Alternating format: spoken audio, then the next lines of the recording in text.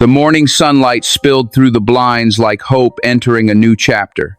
He stood before the mirror in his neatly pressed shirt, adjusting his tie again and again. It was his first day at his dream job, a job he had prayed, fought, and waited for. His mother had hugged him that morning, proud tears shining in her eyes. "You deserve this," she said softly, and he believed her. He remembered walking into that office for the first time. Polished floors, bright lights, people moving with purpose. Everything smelled of ambition. For a young man fresh out of college, it felt like heaven. The ID card hanging from his neck wasn't just plastic. It was proof that he had made it. He worked with energy that impressed everyone. He arrived early, stayed late, volunteered for projects others avoided. Every task completed felt like a victory. He had finally escaped the uncertainty of youth and stepped into stability. But life, in its strange wisdom, never announces the storms that follow sunshine. 3 months later, his manager called him into a meeting room. There were 2 chairs, a folder on the table, and a tone in the manager's voice that made his stomach tighten. "We appreciate your work," the man began, "but the company is restructuring. Your role has been marked redundant." The word struck like thunder. Redundant. A word that felt colder than fired. A word that said, "You don't matter anymore." He tried to smile politely. He shook hands. He walked out of the building, carrying a small box of belongings, a few files, a coffee mug. Outside, the sky had turned gray. Rain began to fall, soft at first, then heavy. He didn't run. He just stood there, letting the rain soak him as he whispered, "What did I do wrong?" That day, something inside him cracked, not completely, but enough to let doubt in. And here lies the first lesson of his journey. Sometimes the first failure comes disguised as bad luck. But in truth, it's the universe shifting your direction. He didn't know it then. But that first firing wasn't a punishment, it was a wake-up call. Life was testing his resilience. Because success is never built on comfort. It's built on persistence after disappointment. He could have stopped there. He could have given up. But he didn't. That first job was only the beginning of a story that would redefine what strength truly means. For weeks after that first firing, he felt like a shadow walking through the days. He would wake up, get dressed, and sit by the window for hours, staring at nothing in particular. The world outside moved on, cars honked, people hurried, children laughed, but inside his small apartment, time stood still. He had done everything right. He had worked hard, followed instructions, and stayed loyal. And yet, here he was, unemployed, uncertain, and ashamed. The hardest part wasn't telling his mother. It was watching her eyes, filled with love and sadness, trying to hide her worry. She told him, "It's just a phase." He nodded, but inside he wondered, what if this phase becomes my life? Every day, he opened job boards, sent applications, and waited for replies. Days turned into weeks, weeks turned into months. Some didn't even bother with rejection, they simply never responded. Still, he kept trying. Because somewhere beneath the weight of disappointment, a quiet voice whispered, "You can't let this be the end." Months later, an email came. "Congratulations, you've been selected for the position." His heart raced. Finally, hope returned like sunshine through a storm. He dressed up, went for orientation, shook hands with new colleagues. He promised himself, "This time, I will be perfect. This time, nothing will go wrong." He worked harder than before. He said yes to every task, stayed longer than everyone, never complained. His bosses noticed his dedication. For a while, everything looked stable again. Then one Friday afternoon, his supervisor called him in.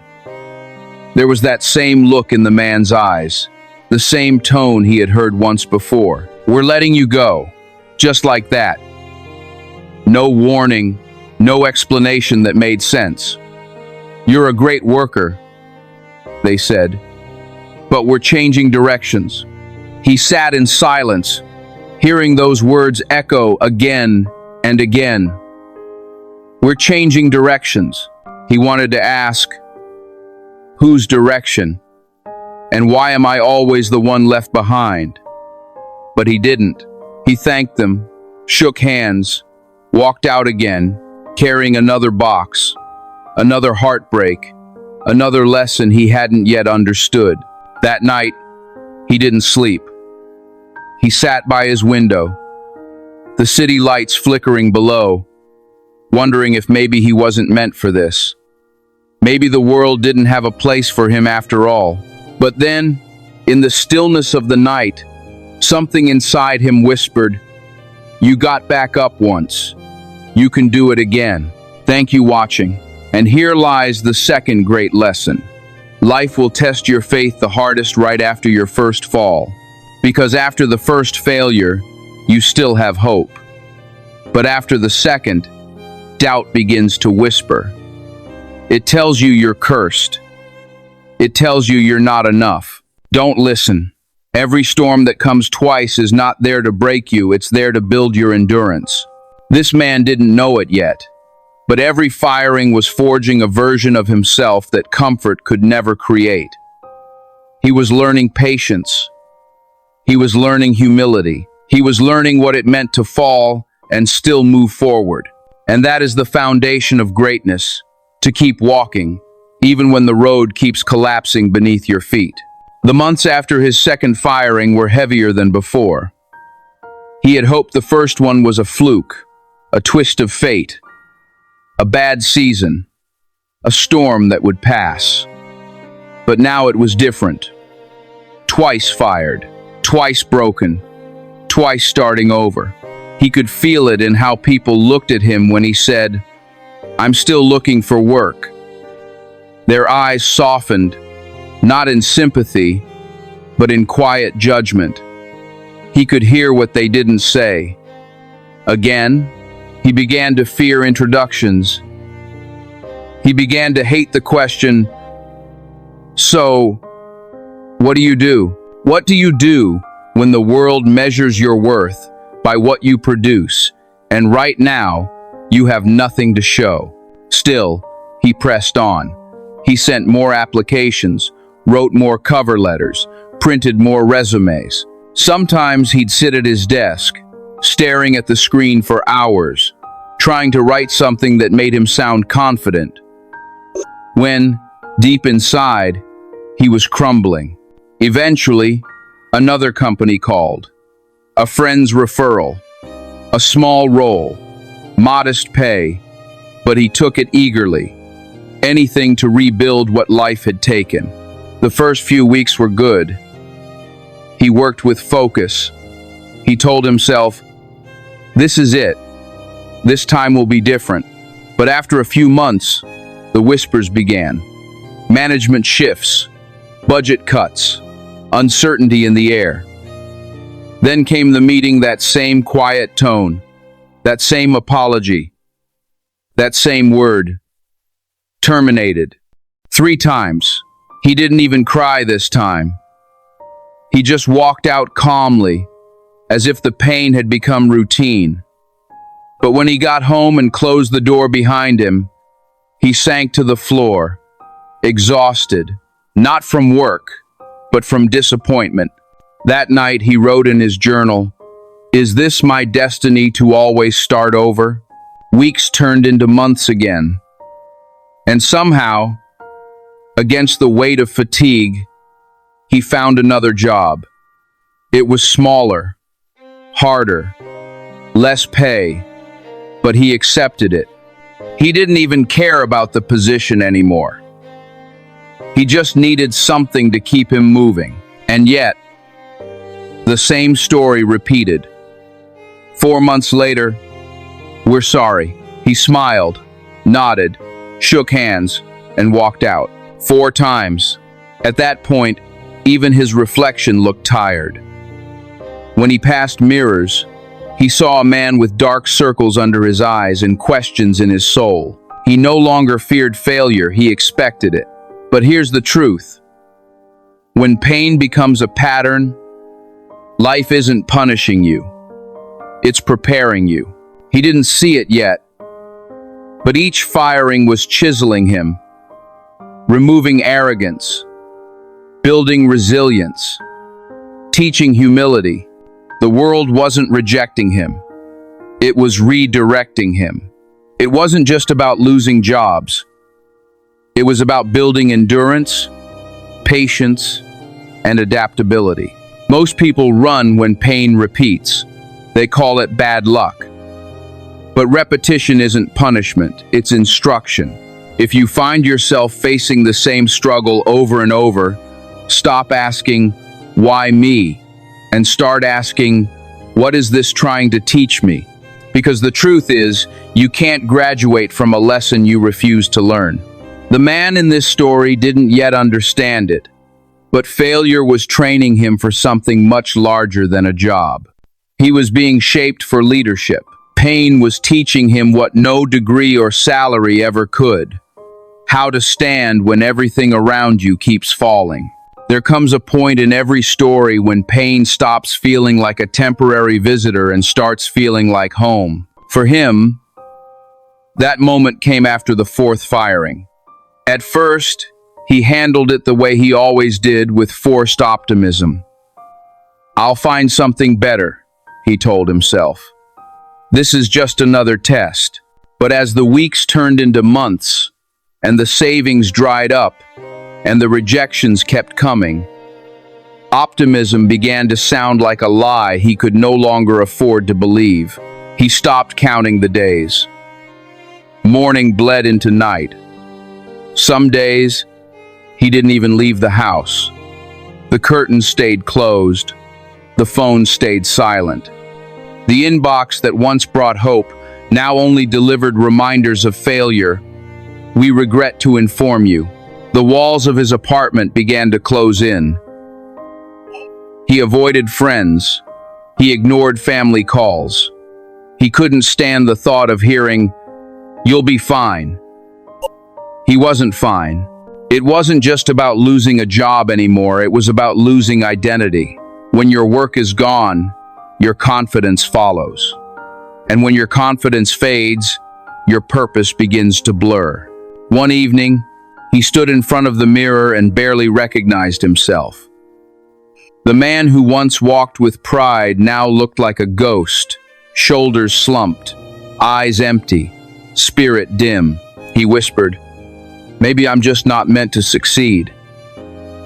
That night, he sat on his bed, head in his hands, and cried for the first time in years.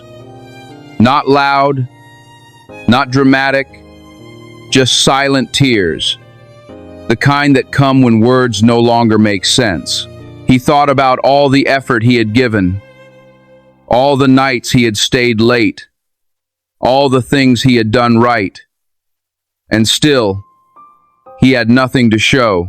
In that darkness, he considered quitting everything, not just the job hunt, but life itself. He wondered what the point was of trying again when every attempt ended the same way. But as he sat there, surrounded by the weight of his failures, a strange thing happened. He remembered something his late father had once told him. "Son, when life keeps pushing you down, it's not trying to bury you, it's trying to plant you." Those words echoed in his heart. Plant you, not bury you. He wiped his face and sat in silence for a long time, letting the meaning settle. Maybe, just maybe, these failures weren't killing him. Maybe they were shaping him into something stronger. The next morning, he did something small, something that seemed meaningless at the time, but would one day change everything. He got up, showered, dressed neatly, and went for a walk.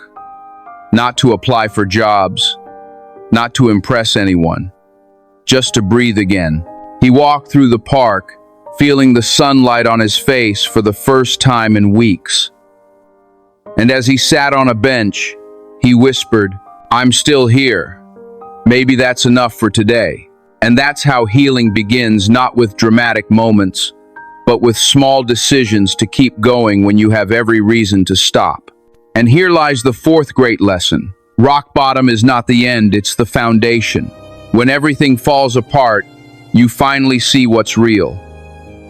When the noise of success fades, you hear your true voice again. Most people fear the spiral. They run from it. But the spiral has a purpose. It strips away the illusions, the ego, the false confidence. It leaves you with raw truth, who you are when everything else is gone.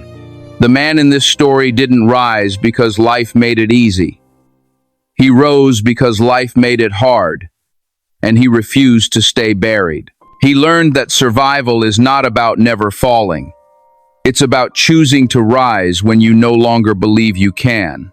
He didn't know it yet, but the spiral had done its work. It had emptied him of fear, burned away pride, and created space for something new, the beginning of a dream he hadn't yet seen. And soon, life would give him one final fall, one that would break him open just enough for purpose to walk in. By the time he landed his sixth job, his soul was tired. He wasn't the same man who had started this journey years ago, bright-eyed, hopeful, eager to please. Now, he worked with quiet caution. He smiled, but not too much. He spoke, but not too loud. Every time his boss called his name, his heart jumped. Every email from HR made his palms sweat. He had learned not to trust good news. He had learned that stability was an illusion, and he had learned that no matter how hard you work, some things are just out of your control. Still, he gave it his all, because that's what survivors do. He stayed late when others went home. He helped colleagues even when no one helped him.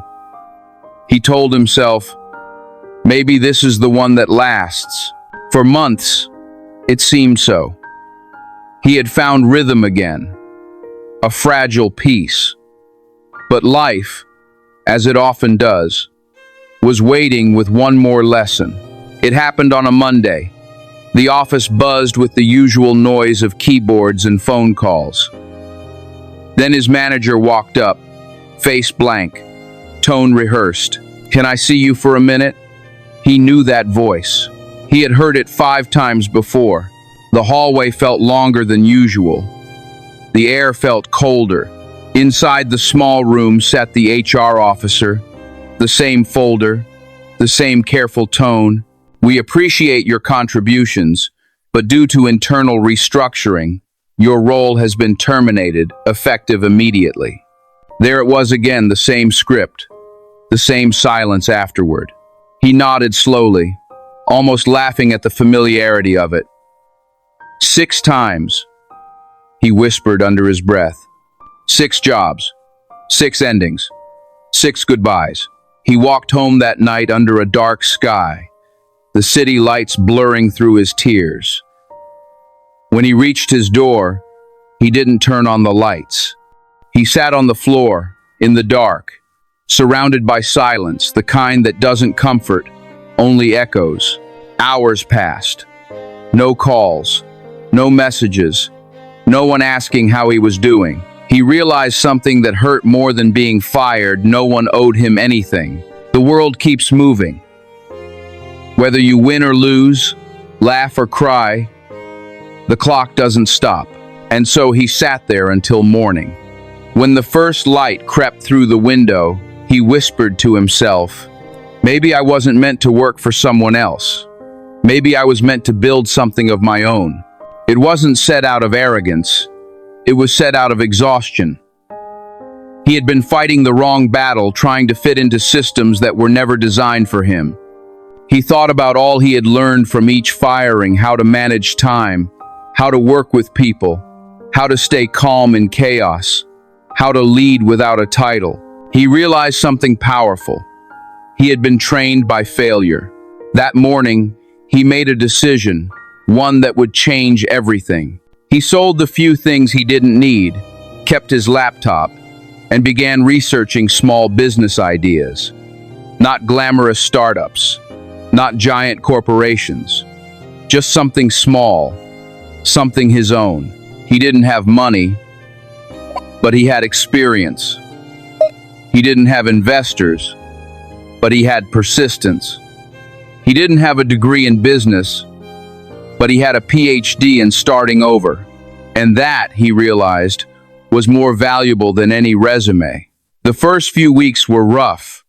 He failed again, but this time, the failure felt different. When you fail building your own dream, it doesn't destroy you, it educates you. He learned to budget, to plan, to adapt. He made mistakes and corrected them. Slowly, small wins began to appear. A satisfied client, a referral, a second project. It wasn't much, but it was his. And for the first time in years, he didn't fear losing it. Because when you build it yourself, even if it falls, you know how to rebuild it. And here lies the fifth great lesson. Sometimes life will keep closing doors until you realize you're meant to build your own. He had spent years chasing opportunities that belonged to others. He had begged for approval, fought for acceptance, and waited for validation. But every firing was life's way of saying, "Stop knocking, start building." When you're rejected repeatedly, don't ask, "Why me?" Ask, "What is life trying to redirect me toward?" Rejection is not the end, it's the redirection that forces you to create what doesn't yet exist. And from that sixth fall came a strength he never knew. He had the strength to rise, not as an employee, but as an entrepreneur, as a creator, as a leader of his own path. He didn't know it yet, but this was the real beginning of his success story. The story not of a man who got fired 6 times, but of a man who finally fired his fear. Morning sunlight spilled across the small apartment. Pale, quiet, almost hesitant, as though it, too, wasn't sure it belonged there. He sat by the window, clutching a cup of instant coffee, watching people walk by on their way to work. For the first time in years, he wasn't one of them. He had nowhere to be. No meeting to attend, no deadlines to meet. And yet, for the first time in months, he didn't feel panic. He felt something different: stillness. The stillness after chaos. The silence after breaking. And inside that silence, an idea began to form, small, fragile, almost foolish, but real. What if all those firings weren't coincidences? What if they were pointing him towards something? What if, instead of asking, "Why me?" he began asking, "What now?" He picked up his old notebook, the one filled with scribbles from years of work, and started writing down everything he had learned from those 6 jobs.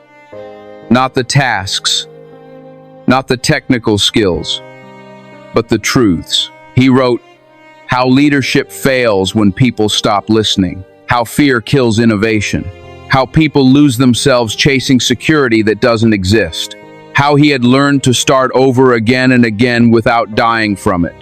When he was done, he stared at the pages. Each line wasn't a record of failure, it was a foundation of wisdom. And that's when it hit him. Maybe I wasn't being fired, maybe I was being trained. That night, he made a new kind of plan. Not a job search list, not an application tracker, a blueprint. He would take everything life had taught him and build something small, something that couldn't fire him, because it would belong to him. He didn't know where to start, but he started anyway. He watched videos on business management. He read books on self-employment, leadership, and marketing. He scribbled late into the night, planning ideas that sounded too big for his small apartment. The next morning, he registered a small freelance consultancy, one that helped small businesses organize better, manage time, and retain employees. It was ironic, really. The man who had been fired 6 times was now helping others keep people. But that irony was his power. He understood failure more than anyone. He understood fear, frustration, and fatigue. He had lived them, and slowly, with time, people began to notice. At first, it was one client, then another, then a small business that needed his insight. His words carried weight because they came from truth. He wasn't a speaker repeating theories, he was a man who had walked through fire. He remembered working nights, drinking endless cups of coffee, sending proposals, hearing more no than yes. But each no rolled off him now. He had already survived worse. He smiled one night as he sent another proposal, whispering to himself, "You can't scare someone who's already been broken." He was finally free, not because he had become rich, but because fear no longer controlled him. And here lies the 6th great lesson. When you stop fearing failure, you become unstoppable.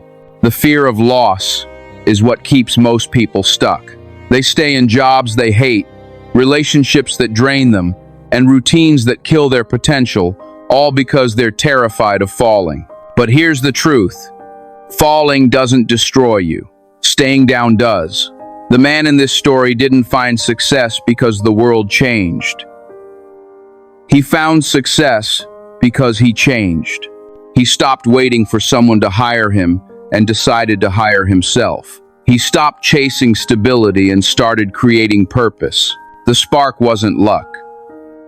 It was clarity, born from chaos, built from failure, and fueled by the decision to begin again. He didn't yet know where this journey would end, but for the first time in his life, he wasn't afraid of tomorrow. He wasn't defined by what he lost. He was becoming defined by what he was building. And in that small apartment, with nothing but lessons and faith, he whispered one more time, "They fired me 6 times, but this time, I'm hiring myself." Success doesn't begin with applause. It begins in silence, in small rooms, behind old laptops, with tired eyes and trembling hands. That's where he found himself. Not in an office, not in a company, but in his small apartment. The same one where he had cried months before. The same table that once held rejection letters now held notes, plans, and endless possibilities. He was building slowly, painfully, purposefully. At first, his consultancy barely made enough to cover groceries. Some months, he had to choose between electricity and internet. But he refused to stop. He sent proposals daily. He called businesses. He knocked on doors. Most never replied. Some said, "We'll think about it." A few laughed. But each no fueled him. He had learned that rejection was only dangerous when you believed it. He told himself, "If they don't see my value yet, I'll keep showing up until they do." And so he did. He read more, watched more, learned about marketing, finance, psychology. He took every skill he had gathered from those 6 jobs. Communication, planning, management, and turned them into tools. He started small, helping struggling business owners fix schedules, improve workflow, and manage their teams. He charged little at first, not for money, but for experience. He knew trust would pay better later than any check today, and slowly, it began to work. His first big break came from a bakery, a small family-owned shop struggling with orders, disorganized staff, and constant losses. He spent weeks observing them, not judging, just understanding. Then he reorganized their systems, trained their workers, and taught them how to track profit properly. Within 3 months, the bakery was thriving.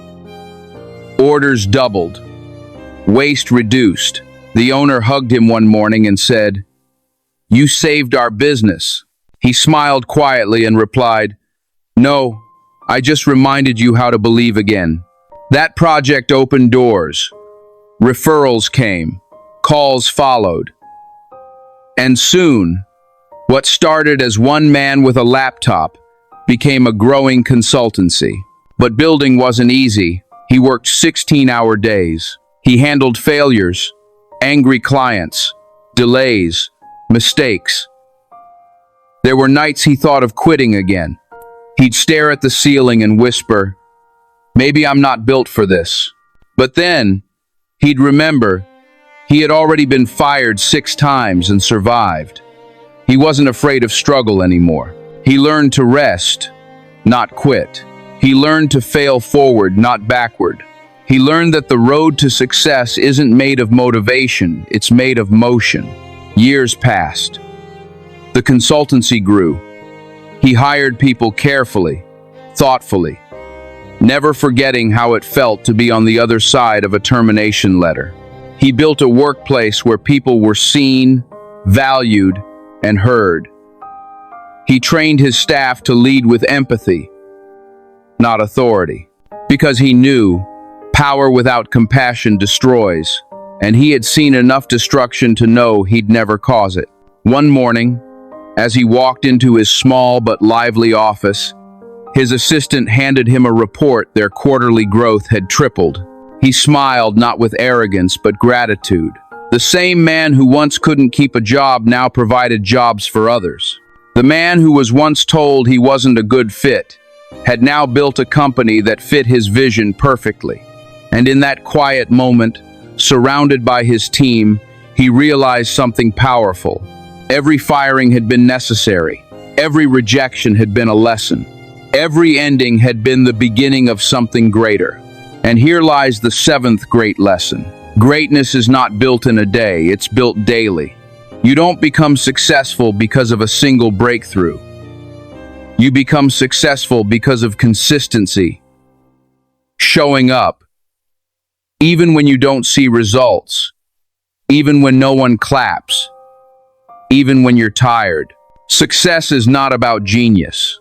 It's about grit. It's not about luck. It's about labor. The man in this story didn't build his dream overnight. He built it through years of invisible work, uncelebrated effort, and quiet persistence. Remember, momentum is born from movement. Confidence is born from consistency. Freedom is born from focus.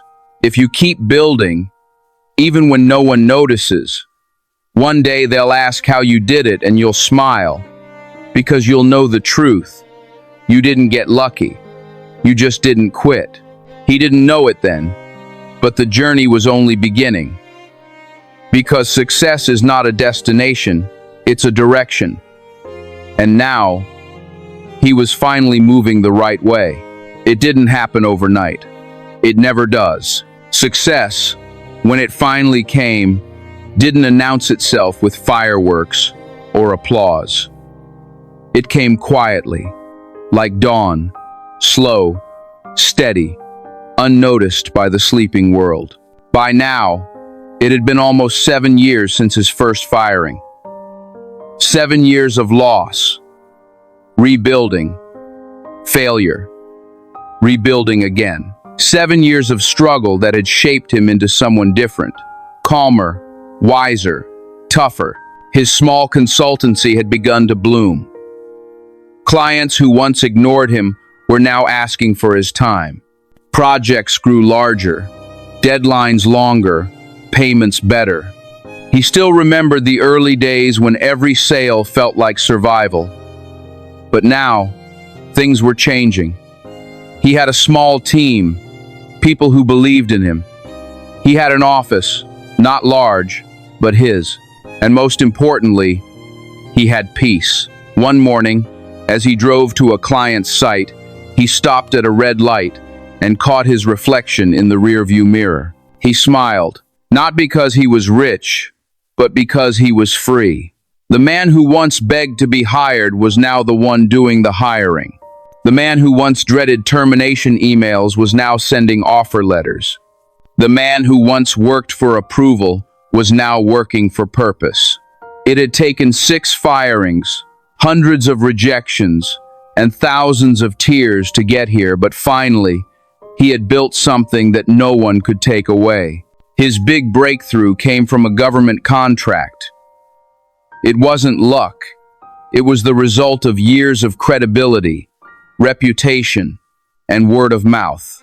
One of his earliest clients, the bakery owner, had recommended him. "He doesn't just fix problems," the man told them. "He fixes people." That phrase spread.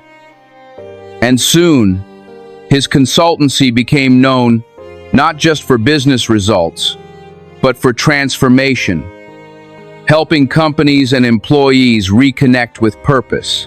The contract was massive enough to secure financial freedom for years. But more than the money, it was validation. Proof that every sleepless night had meant something. When he signed the deal, he didn't celebrate with champagne. He went home, sat in silence, and whispered, "It was worth it. It was worth it." Months later, a journalist reached out to feature him in a business magazine. The headline read, "From fired 6 times to founder of a growing enterprise." People who once pitied him now praised him. Former bosses reached out with congratulations. Some even asked for advice. But he never let success change him. He remembered every moment of hunger, fear, and shame, and he used it to lead with humility. Whenever someone new joined his team, he told them the truth. "I wasn't born a boss. I was built by failure." And here lies the 8th great lesson. Success whispers after years of silence. People see the victory, but not the invisible years that built it. They see the business, but not the nights of tears. They see the confidence, but not the years of doubt. That's why you can't compare your chapter 1 to someone else's chapter 20. You don't know the fires they had to walk through. This man's success wasn't sudden, it was sculpted. Every firing had carved something into him: resilience, empathy, strength, discipline. Without those 6 failures, he would never have become the man capable of this success. So if you're waiting for your breakthrough, remember this. It's coming, but only if you keep walking when the road looks endless. Because breakthroughs don't arrive on schedules. They arrive when your character is ready to carry them. That night, as he looked out from his office window, city lights glowing below, his small team working late, laughter echoing down the hall, he finally understood. He had not just succeeded, he had transformed. He had turned rejection into resilience, pain into power, loss into leadership. And for the first time, he wasn't afraid of being fired, because you can't fire a man who has built his own destiny. When people finally heard his story, the man who got fired 6 times before success, they called him strong. But strength wasn't what he started with. He started with fear, confusion, and pain. Strength was what failure built in him. He didn't rise because he was gifted. He rose because life refused to let him stay the same. He didn't win because he never failed. He won because he refused to stop learning from every failure. And from those 6 firings came 6 lessons that changed not only his life, but the lives of everyone he later mentored. Lesson 1. Pain is a teacher, not a punishment. At first, every firing felt like rejection. Every lost job felt like humiliation. But looking back, he realized pain had been the most honest teacher he ever had. It taught him things comfort never could. It stripped away ego. It refined his priorities. It showed him who he really was when everything else was gone. When you face pain, don't ask, why me? Ask, what are you trying to teach me? Because hidden inside every heartbreak, every failure, every you're not good enough, there's a lesson waiting to turn you into someone unstoppable. Lesson 2. Rejection is redirection. He thought every door that closed was a dead end. But those doors weren't closing to destroy him. They were closing to redirect him. If he hadn't been fired, he would have stayed where he didn't belong. If life hadn't pushed him out, he would never have built his own. Sometimes God, life, or the universe, whatever you believe in, has to make you uncomfortable to move you to where you're meant to be. Rejection isn't rejection, it's protection. Lesson 3. No job can define you. He learned that your worth isn't tied to a company name or a job title. You existed before that role. You'll exist after it. The problem is, most people forget who they are the moment they lose what they do. But identity is deeper than employment. You are not your position. You are your purpose. And purpose cannot be fired. Lesson 4. Failure builds wisdom, not shame. When you fail often enough, you stop fearing it. He realized failure wasn't an enemy, it was a process. Every mistake made him sharper, wiser, more grounded. The world teaches you to hide your failures, to bury your losses. But the truth is, your failures are your foundation. You don't learn strength by winning. You learn it by surviving what tried to destroy you. Lesson 5. Discipline outlives motivation. There were days when he woke up tired, hopeless, unmotivated, but he still showed up even when he didn't feel like it. He learned that motivation comes and goes, but discipline stays. The difference between the people who dream and the people who achieve is simple: consistency. Motivation starts the race, but discipline crosses the finish line. Lesson 6. Success is a responsibility, not a reward. When his company finally succeeded, he realized success wasn't a trophy. It was a responsibility. It wasn't about bragging. It was about building others. He used his position to hire people who were once like him, rejected, doubted, broken. Because true success is not when you rise alone. It's when you pull others up with you. And here lies the 9th great truth of his journey. You are never being punished. You are being prepared. Life didn't fire him 6 times to humiliate him.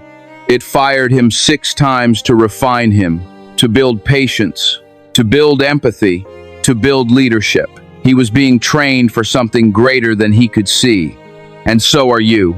If your life feels like it's falling apart, maybe it's falling into place. If you're losing everything, maybe you're being cleared of what no longer fits the future you're walking toward. Because pain, when you endure it with faith, becomes purpose. He would often end his speeches by saying this: "Every firing broke me a little, but each time I rose stronger. I used to think success came from talent. Now I know it comes from tenacity." Because sometimes you're not waiting on opportunity. Opportunity is waiting on you to stop giving up. He learned that the secret to success wasn't luck or timing. It was this: to keep walking through the rain, even when everyone else runs for cover. To keep showing up when you feel invisible. To believe that every no is just one step closer to your yes. That is how ordinary people become extraordinary. The story of the man who got fired 6 times isn't just about jobs. It's about life. about every person who has ever tried, failed, and been told, "You're not good enough." He didn't rise because someone gave him a second chance. He rose because he gave himself one. He didn't win because the world believed in him. He won because he refused to stop believing in himself. And that's where you come in. Maybe you're in your own Chapter 5 right now, the breaking point. Maybe you've been rejected so many times you've started to believe the lies your failures whisper to you. Maybe you've been told you're replaceable, disposable, forgettable, but you're not. Every no you've heard, every door that closed, every plan that fell apart, they were not signs that life is against you. They were signs that life is preparing you for the version of yourself that can handle what's coming, preparing you for a success story that will one day inspire others. He was fired 6 times, but what really changed his story was the 7th decision, the decision to rise. And that's your decision now. You don't need everyone to believe in you. You don't need the perfect plan. You just need one thing, the courage to begin again. Because you only truly fail when you stop starting. There will be nights when your heart feels too heavy to hope. Days when your effort seems invisible. Moments when you question if all the pain is even worth it. And in those moments, remember him. Remember the man who turned rejection into resilience, who turned fear into fire, who built a future from the ruins of his past. If he could rise after 6 firings, you can rise after this one. If he could start with nothing, so can you. So here's my question for you. What if your greatest setback is the seed of your greatest story? What if the pain you're facing right now is not the end, but the beginning of the person you were meant to become? You might not see it yet, but one day you'll look back on this season and whisper, "It had to happen. Without it, I wouldn't be me." Because that's what pain does. When you don't give up, it transforms you. Share your story in the comments. What's your fired 6 times moment? What kept you from quitting when everything fell apart?